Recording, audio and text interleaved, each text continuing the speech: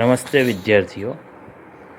હવે આપણે આગળ દાખલાઓમાં ને એમાં જોયું કે અમુક વાર 10ની ઘાતો હોય। ધારો કે એક ઉદાહરણ આપું કે ભાઈ 5 કિલોમીટર લખ્યું છે। શું લખ્યું છે? 5 કિલોમીટર। તો 5 કિલોમીટરને આપણે મીટરમાં કેવી રીતે લખીએ છીએ? તો 5 કિલો એના બદલે આપણે 10ની 3 ઘાત મીટર આ રીતે આપણે લખીએ છીએ, બરાબર। આમ તો કિલોમીટર એટલે 1 કિલોમીટર હોય તો આપણે શું લખીએ છીએ? 1000 મીટર। અને 1000 એટલે 10ની 3 ઘાત, બરાબર ને? તો આનો અર્થ એ થયો કે કિલો કે એના બદલે 10ની 3 ઘાત લખી શકાય। તો આવા જે આ સંકેતો ને એના બદલે આવી રીતે આ 10ની ઘાતો જે આપણે લખીએ છીએ એને ગુણકો કહેવાય। શું કહેવાય? એને ગુણકો, બરાબર। તો એ ગુણકોનો આખો કોઠો છે આપણી પાસે। એમાં 10ની 1 ઘાતથી ચાલુ કરીએ, બરાબર। એટલે 10ની 1 ઘાત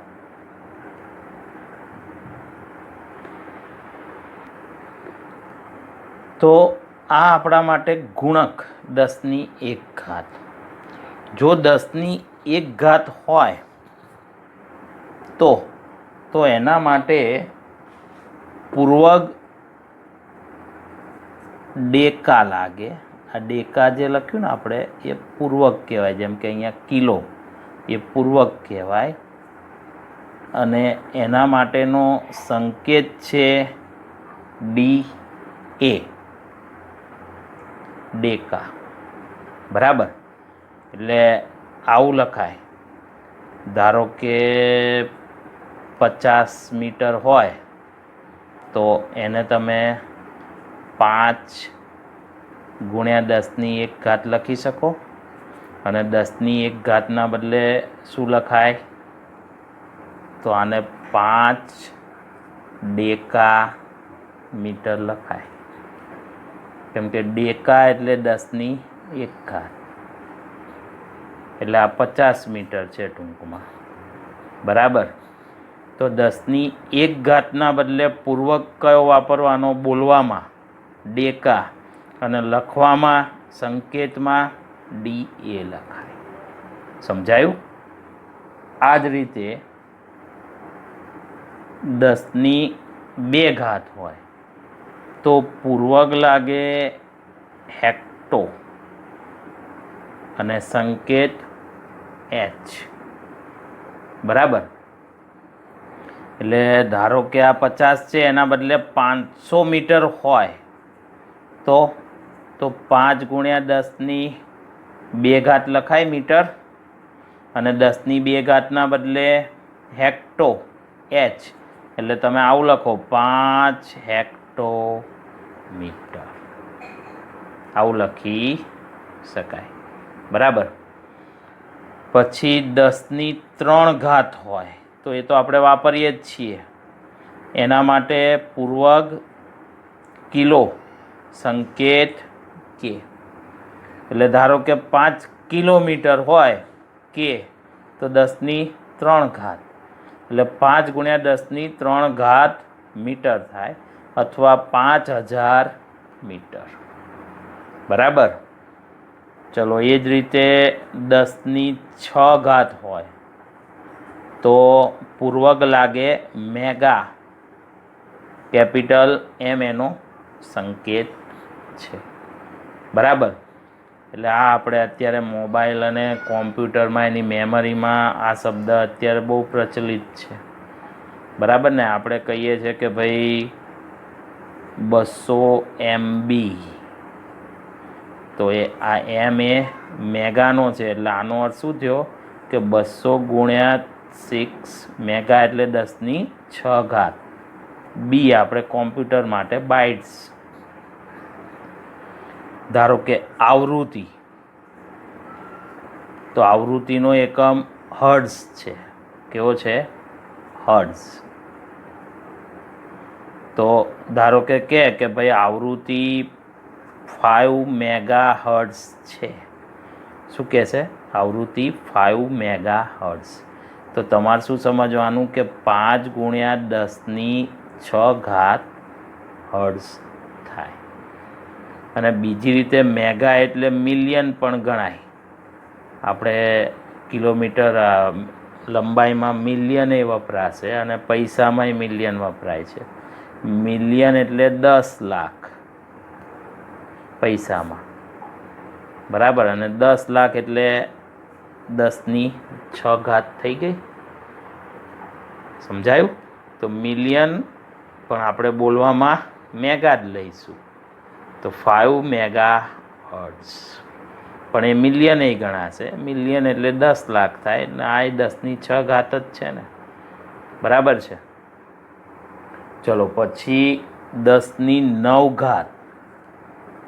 તો 10⁹ના બદલે પૂર્વક ગીગા વપરાય અને સંકેત જી, બરાબર. આ આપણે જીબી નથી આવતું કે ભાઈ મેમરી કાર્ડ કેટલા જીબીનું છે? તો કે 2 જીબીનું મેમરી કાર્ડ છે.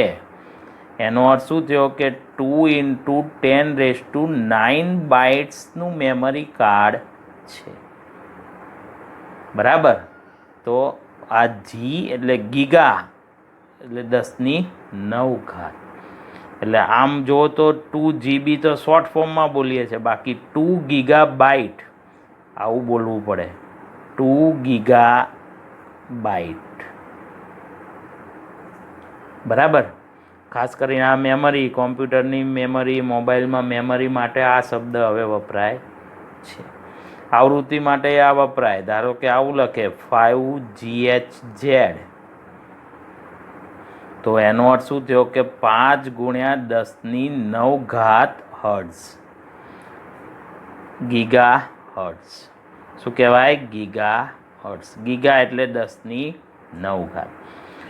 તો ગીગાના બદલે 10⁹ મુકાય અથવા 10⁹ હોય તો એના માટે ગીગા મૂકી દેવાનો. જી ચાલે. એવું આમાં ઉલટું બી થાય. તમારે જવાબ ધારો કે કોઈ દાખલાનો 5 ગુણ્યા 10⁶ હર્ટ્ઝ આવતો હોય તો તમે ધારો તો 10⁶ના બદલે શું મૂકો? Mega hertz. તો સાચું, કોઈ ખોટું પડે નહીં. ચલો આગળ વધીએ. હવે 10⁻² આપી છે એના પછી. તો 10⁻² માટે શબ્દ વપરાય પૂર્વક ટેરા અને એનો સંકેત ટી છે, બરાબર. જે લોકો આ કોમ્પ્યુટર સાથે ને એની સાથે જોડાયેલા હશે એ લોકોને ખબર છે કે હવે ગીગાબાઇટવાળી મેમરી હવે ઓછી પડે છે. એટલે હવે મેમરી શેમાં આવે છે? ટેરાબાઇટમાં. ધારો કે તમે નવું કોમ્પ્યુટર કે લેપટોપ લેશો તો એમાં આવું લખ્યું હશે 2 TB હાર્ડ ડિસ્ક. હાર્ડ ડિસ્કની મેમરીની કેપેસિટી 2 TB છે. એનો અર્થ શું થયો કે 2 ટેરાબાઇટ, અને ટેરા એટલે 10⁻². તો 1 GB હોય એના કરતાં બી આ 10⁻³ 1000 ગણી વધારે મેમરી થાય. ટીબી 1 GB કરતાં 1000 ગણી મેમરી, એટલે 1000 GB થાય ત્યારે 1 TB થાય મેમરીમાં. સમજાયું? બરાબર. ચલો એ જ રીતે એના પછી 10⁻15. તો એના માટે પૂર્વક વપરાય પેટા અને કેપિટલ પી. એટલે આ જ રીતે હવે પી લગાડવાનું, બરાબર. અને પેટા બોલવામાં પેટા, લખવામાં પી. અને એક કોના બદલે લખાય? 10⁻15ના બદલે. અને એનાથી પણ એક હજી મોટો પૂર્વક છે ગુણક 10⁻18. તો એના માટે પૂર્વક એક્સા અને એનો સંકેત ઈ છે. સમજાયું? તો આ ગુણકો હતા. એટલે 10ની ઘાત ગુણાકારમાં હોય અને એના બદલે તમે આવા પૂર્વક અને આ સંકેતો વાપરી શકો. એ બધા માટે વપરાય, એવું નહીં કે લંબાઈ, આવૃત્તિ કે પછી આ મેમરી માટે વપરાય. બધા માટે તમે આ સંકેતો વાપરી શકો. 10ની ઘાત કાઢીને એના બદલે આ સંકેતો વપરાય. બરાબર. આ 10ની ઘાતો ગુણાકારમાં હતી એટલે એને ગુણકો કહેવાય. હવે જોઈએ 10ની ઘાત ભાગાકારમાં, એને ઉપગુણકો કહેવાય. 10ની ઘાત ભાગાકારમાં એટલે માઇનસ ઘાતો જોઈએ 10ની, એને શું કહેવાય? ઉપગુણકો કહેવાય. બરાબર. અને આ આપણે હવે તો ચોપડીમાં કોઠા નથી આપતા ગુણકો ઉપગુણકોના, પણ આપણે બહુ જ અગત્યના છે. કેમ કે તમે ગમે ત્યાં જશો આપણે તો આ બધા સંકેતો, આ પૂર્વગો, એના સંકેતો વાપરવા જ પડશે. છેક તમારે JEE નીટની એક્ઝામ આપો ત્યાં સુધી. એટલે આ ખાસ બંને કોઠાઓ તૈયાર કરવાના. બરાબર. ચલો 10ની ઘાતોથી ચાલુ કરીએ તો 10ની -1 ઘાત, તો એના માટે પૂર્વગ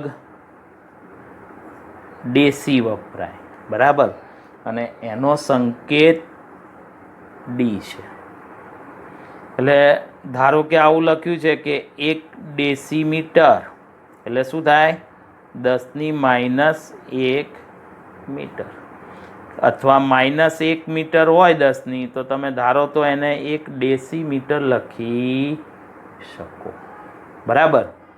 ચલો પછી 10ની -2 ઘાત, આ આપણે પુષ્કળ વાપરીએ છીએ. સેન્ટી, સી. એટલે આવી રીતે લખ્યું હોય કે ભાઈ 2 સેન્ટીમીટર, આ સી એ સેન્ટી છે. સેન્ટી એટલે 10ની -2 ઘાત, તો આવું લખાય 2 ગુણ્યા 10ની -2 ઘાત મીટર. એટલે આ સેન્ટીના બદલે 10ની -2 મૂક્યું. બરાબર. ચલો એ જ રીતે 10ની -3 ઘાત, એના માટે પૂર્વક વપરાશે મિલી. બરાબર. અને એનો સંકેત સ્મોલ m. એટલે આપણે કહીએ છીએ ને કે ભાઈ 5 મિલીમીટર, તો આ મિલી, મિલીના બદલે તમે ધારો તો શું લખાય? 10⁻³ મીટર. આપણે દાખલાઓમાં ઉપયોગમાં લેતા હતા. બરાબર ને? તો મિલીના બદલે 10ની -3 અથવા 10ની -3ના બદલે મિલી લખી શકાય. ચલો પછી 10ની -6, એના માટે પૂર્વક કહેવાય માઇક્રો અને એનો સંકેત આવો છે. આને મ્યુ કહેવાય. કયો સંકેત છે આ? મ્યુનો. જો આમ આમ કરીને આમ. બરાબર. તો મ્યુ, તો જો આવું લખ્યું હોય કે ભાઈ 5 ગુણ્યા 10ની -6 મીટર, તો આપણે શું લખવાનું? 5 માઇક્રોમીટર. સંકેતનું નામ મ્યુ છે પણ બોલવાનું માઇક્રો છે. આ યાદ રાખજો. આને મ્યુ કહેવાય પણ બોલાય માઇક્રો. એટલે 5 માઇક્રોમીટર. બરાબર. અને આ સંકેત મ્યુ કહેવાય. ગ્રીક ABCDમાંથી લીધેલો સંકેત છે. બરાબર. ચલો પછી 10ની -9 ઘાત, એના માટે પૂર્વક વપરાય નેનો, સંકેત સ્મોલ n. બરાબર. ધારો કે તમને એમ કે 2 નેનોમીટર, એટલે તમારે સમજી જવાનું કે 2 ગુણ્યા 10ની -9 મીટર. આપણે આ ટાટાની નેનો ગાડી આવી છે, એ નેનો શબ્દ આના ઉપરથી મૂક્યો. નેનો એટલે નાનું માપ. બરાબર ને? 10ની -9 ઘાત છે એટલે નાનું માપ છે બહુ, એટલે એને નાની ગાડી છે એટલે શબ્દ વાપર્યો નેનો ગાડી. બરાબર. તો નેનો એટલે 10ની -9 ઘાત. ચલો પછી 10ની -12 ઘાત હોય તો એના માટે પૂર્વક વપરાય પાઇકો. પી વડે દર્શાવાય. અમુક ચોપડીમાં પીકો પણ લખીને આપે છે, પણ એ ખોટો છે કેમ કે એનો સ્પેલિંગ PICO છે, એટલે વંચાય કેવું પાઇકો જ વાંચવું પડે તમારે, બરાબર. તો 10⁻12 માટે પાઇકો વપરાશે. ચલો પછી 10⁻15 માટે ફેમ્ટો, સ્મોલ f, બરાબર. એટલે ધારો કે બે ફેમ્ટોમીટર આપ્યું છે, આવું લખ્યું છે 2 ફેમ્ટોમીટર, તો શું લખાય 2 × 10⁻15 મીટર, કેમ કે 10⁻15 એટલે ફેમ્ટો, બરાબર. અને છેલ્લે 10⁻18, 10⁻18 એટલે એટો, સ્મોલ એ વડે દર્શાવાય, બરાબર. તો આ બધા ઉપગુણકો છે, 10ની ઘાતો માઇનસ હોય એટલે છેદમાં 10ની ઘાતો હોય તો આવા સંકેતો વપરાશે, બરાબર છે. તો આપણે ભણી ગયા ગુણકો અને ઉપગુણકો, બરાબર.